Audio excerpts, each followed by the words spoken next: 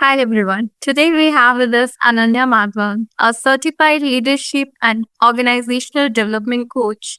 She is the founder of The Inside Effect, which specializes into transforming leadership capabilities through executive coaching and NLP techniques, helping leaders lead with clarity, confidence, and impact. Welcome, Ananya. Thank you. Thank you so much for that introduction. Right. So it's a very interesting name of your venture, The Inside Effect. What does that mean to you? And how did you came up with the name?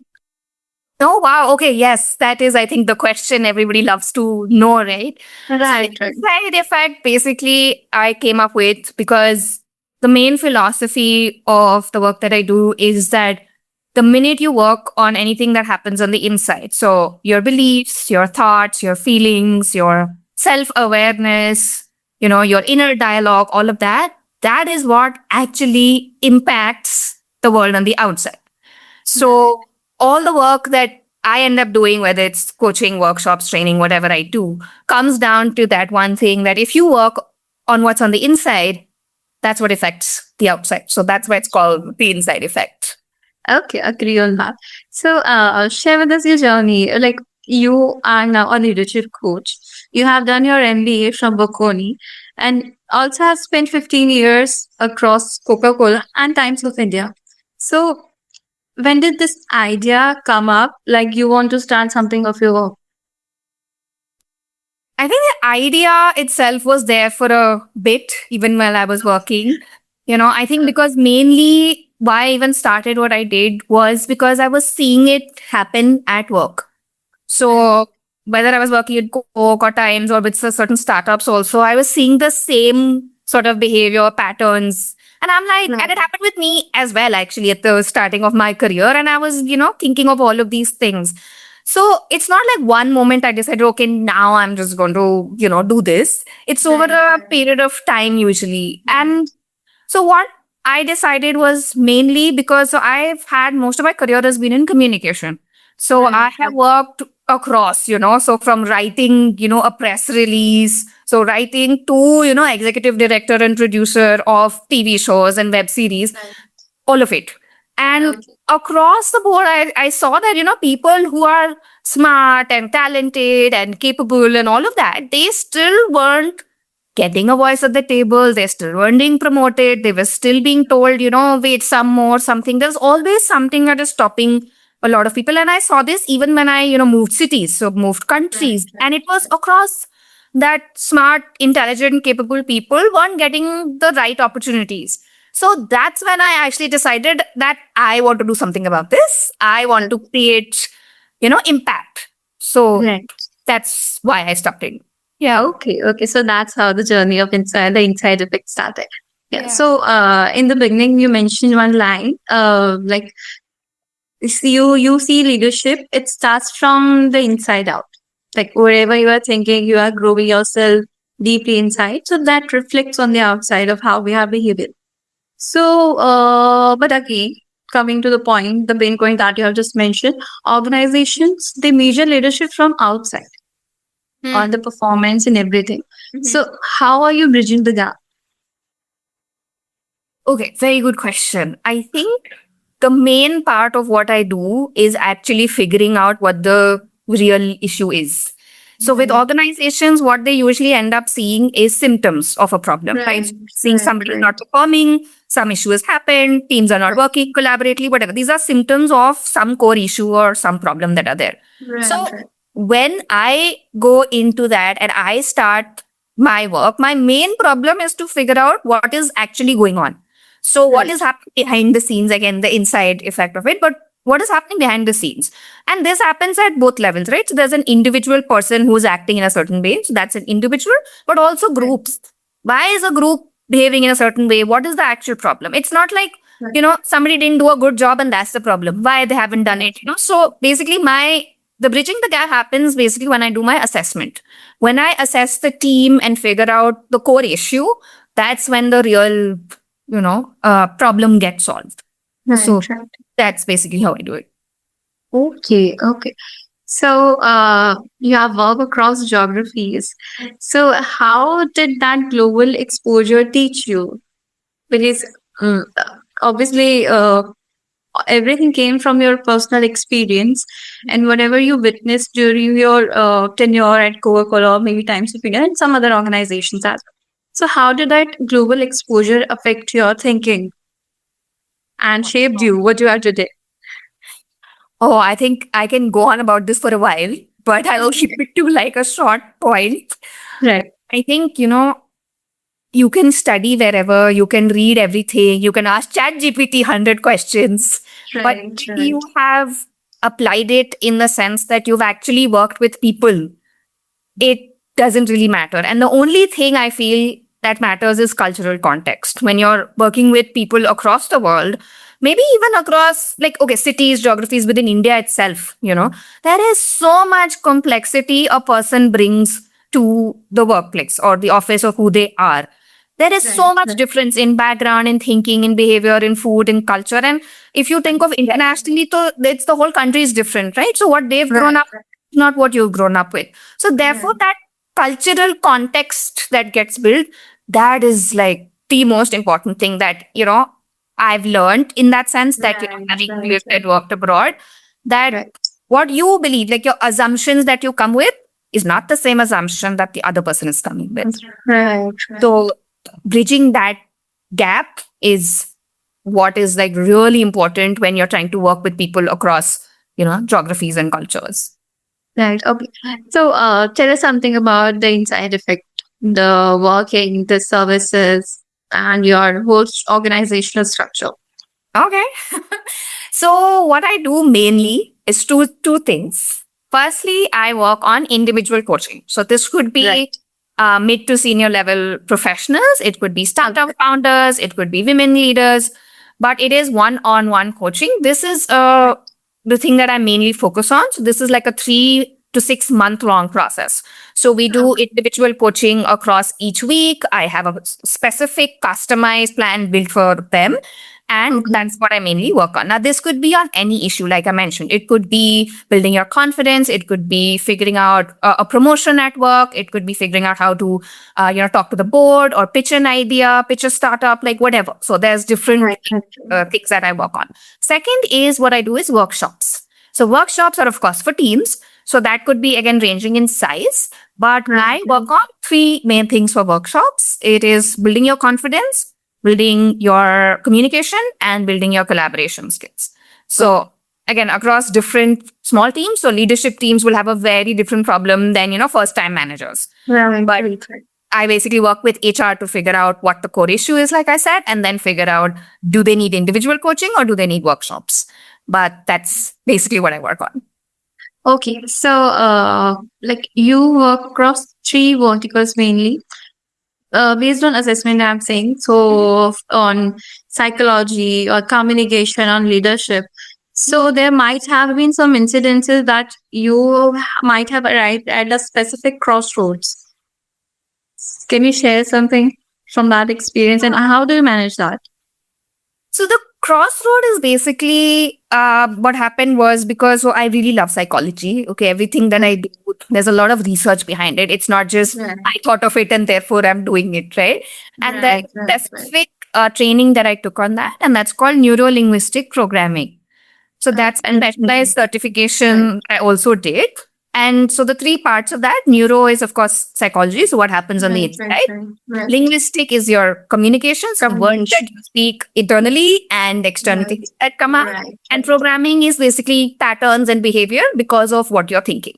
So it's pretty detailed in terms of the courses and everything, but that's basically the intersection of psychology, communication, and leadership. Now, psychology and communication, again, very interlinked in terms of how you think is how you act. At the end of the day, that's what ends up happening. So what you're saying inside of you, the communication that is happening in your head is how you're actually perceiving the world and perceiving the people around you. So that's what I do. And I want to make it real. At the end of the day, the point is it's not just, oh, this happens. It's like, what do I do about it? So Right. that's where, I focus on saying, okay, I want to work with leadership, because at the end of the day, leadership is 80% working with people. So Right. people and their egos and, managing them is what leadership is. Okay, systems, processes, all that is one thing. Technical skills is one thing. But mainly Right. it's about people. So Right. that is where I believe that, okay, my, journey, my expertise has been in communication for 10 years plus. And then, I'm very interested in psychology. So I want to make like a real, business impact out of it. So that's why I focus on leadership, and Right. that's how they all come together. Okay, so definitely it also benefits on a personal growth as well, right? Yes, 100%. Yeah, perfect, perfect. So, when you're taking these sessions, these coaching sessions, when do you know something like, oh, okay, that thing that you really wanted, the vision that you have started this coaching session with this particular person, now the thinking or the vision has been shifted. So, like, how do you get to know about that from their behavior or from the results? Or like, what are the, I would say, the benchmarks to know, like, okay, the shift is happening. Okay, I'll start with first that the shift is not dramatic. It's not Right, right. big moment that happens that, oh wow, now we've shifted. Right. And people Right. expect that in the first call itself they're going to have some big, breakthrough moment and something is going to happen. Right. It doesn't happen like that. It's actually a very slow process. At the end of the day, what we're doing or trying to do is Hmm. change how you're thinking. Right. So that takes time. So when Right. somebody actually ends up, oh, I've not thought about this, or that's something I've never even thought about before, and I never imagined that could also be a possibility. That's basically when they are like, oh, ye bhi ho sakta hai. Something different that actually ends up happening. Takes time, again, like I said. But that's one of the ways, when you actually see your client being like, oh, how did this happen? How did I miss Right. it? Something Right. like that moment happens for them. But that moment doesn't mean next moment everything changes and they're like a new person. Again, you have to Right. figure out how to work on it, what you do, and how to change a behavior. Again, takes time. So coming to moments is obviously very important, because that's my whole point of being a coach. But then it's when you move into, okay, now that you have this insight, what do you do about it? What is the next step that you take? Do you want to change it? Do you want to stay with it? Like, what is it that you want to do? And then obviously move into actions. Right. But in terms of other things, like if you're saying, okay, how do you benchmark? Like I said, there are assessments, right? So there is an assessment I do before coaching. There's an assessment I do after coaching. After coaching. So it's obviously a client's perspective. At the end of the day, the client has to feel the difference. I can say I did a great job and everything is great in my way, Right. but the client has to feel it. So they assess themselves and figure out, okay, have I moved, 0.1 in one direction or no? Right. Have I changed my perspective or no? So I give like a whole assessment for them to do. And of course, it's easier to assess action points. Oh, I have taken this action. But thinking Right. change doesn't really have a point, right? So you have to Right, really right. work with them to be like, okay, did you change how you perceive things? So Right. that's basically, in a nutshell, small way of what actually happens. Okay. So you were at a very comfortable position and at a very comfortable point at your career. You were having your senior leadership roles and everything. Then you transition into something like, I should start my own. So there might have been the challenges. There might have been some scariest moments, like you have reflected on your decision, or you might have some second thought, like, oh, I should haven't started or something. So can you share something with us? I think this is a universal problem. Anybody who starts on their own and becomes an entrepreneur, this is like the thing. Every day you're like, did I do the right thing or did I not? Right. But bigger moments, I think what I've also noticed with other people and myself was financial. I think that's the biggest risk you are taking. When you're working in an organization, you are obviously getting a salary every month.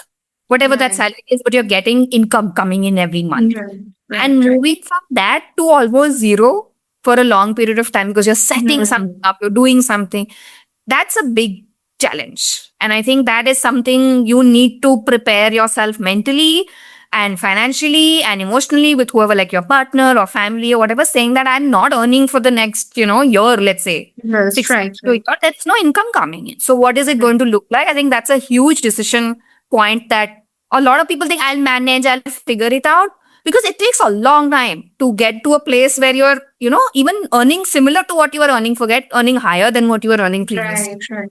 So I think that's a big scary moment. That happens a lot of times, but it's a big Right. you're taking. So I think that is one other thing. And the second thing would actually definitely be that, all of us have self-doubt. Like every entrepreneur has self-doubt. Even if they've gotten funding, even if they're like big, companies today from, I can name anyone from Facebook to Flipkart, Right. whoever it is. When they Right. started out, it's a completely new idea. Nobody even knows this can happen, potentially. Right. You have to be mentally really strong. I feel the resilience aspect is very high for an entrepreneur, because every day you're getting rejected. Every day somebody say, no, I don't want this, or I don't want to take it, and you don't have that client, all of that. So that's a big thing, because you have to be very strong. Like if you're not, and it's okay if you're not, then just don't be an entrepreneur. I think that's the thing. Because Right. in an organization, there's people, there's your boss, there's colleagues, and especially when you're sick or something, you can just say, hey, can you do my meeting today? Can you do that for me today? As an entrepreneur, you can't. There is nobody else. There's literally nobody else. So I think that is a huge shift in your mindset, in the way you think. Right. And also you're shouldering responsibilities of people who are associated with you in that organization. So definitely. Okay, perfect. So what do you vision for the coming years, for future, for the inside effect, and also on your personal journey, on your personal growth? Okay, I think so. And I love how people usually talk about numbers. I don't like talking about numbers. For me, I think the main thing is creating that impact that I want to. I again started with the fact that, I want to change somebody's life. At the end of the day, that is what I started saying, that it's not like, oh, I work with 10,000 people in 1 year, it's not that. It's more that, okay, if I change some human's life in a different direction, and that I feel, okay, over the period of time, I want to go beyond like tier one cities. So right now it's like, let's say Bangalore, Delhi, Bombay, right? Like that's your big cities in India. But I feel the impact also comes from working with people who are in tier two and tier three cities. They don't have the resources, they don't have the people to work with. So I'm hoping that the work that I do, whether it's through coaching, workshops, trainings, or even like, at the end of the day, making something digital so that someone can access it wherever they are. It's not like everyone has to talk to me to feel that, but a way that I can actually create that impact even without me being there. That's where I'm seeing the company going. And I think maybe if really in terms of numbers, I would say, yeah, I hope that in the next 5 years at least, I'm able to work with or impact the lives of 10,000 people. I think that the big, larger goal that I really want to work towards. Okay. So sounds interesting, and all the best on that note. Also, from your journey, is there something called work-life balance? Yes, 100%. I think there is. You have to find what that balance looks for you. I think that is the most important thing. If you have to figure out what your values are, what your priorities are. And for some people, like, working out is a priority. Some people, kids are a priority. Some people, food is a priority. Like whatever you need to balance it with is what you can't do everything. I think people assume balance means I will work out also, have kids also, have work also, work 12 hours a day also, like everything. It's not everything. It is for you in that setting that you're in. Right. What are you balancing your work with? That's Prioritizing. customized to you. Right. Yeah, it has to be customized to an individual actually, but it's possible. Yes. Okay. Oh, nice. So, from your journey, a piece of advice to a woman who knows she is capable but can't seem to get the room to see it, or having self doubt, as we all do. So, a piece of advice from you. Piece of advice: work with me. I think it would be no. I'm kidding. Okay. Piece of advice I think would actually, I feel I've seen this over and over, is waiting for permission.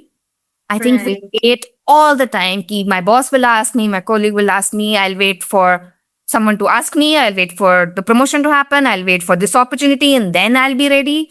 I think Right. just please stop waiting for permission from anybody. Nobody is giving you permission. Literally, you're not in school anymore. There is no one to ask for. Like, just go for it, do it. Like, you have your plan, you have your thoughts, you have your ideas. And if you're saying they're capable, like, you're already an expert, you're already good at what you're doing. Just Right. do it now. There is nobody, no need to wait for someone to say, oh, now you have this leadership position, now you do something. Now you can do. Right. Right. Yeah. So stop procrastinating and start working. on Yeah, yourself. stop waiting. I think stop waiting. Right. I think women especially, they're all about like, I'll just do my job and this is it, and somebody will notice me and somebody will figure it out and then I'll get Right. promoted. Like, no, stop waiting. Show your work, show your thing, do it how you want it. And of course, you have to work on your internal beliefs and mindset for it to work. But just Right. quit. Like, yeah, like literally stop waiting for permission.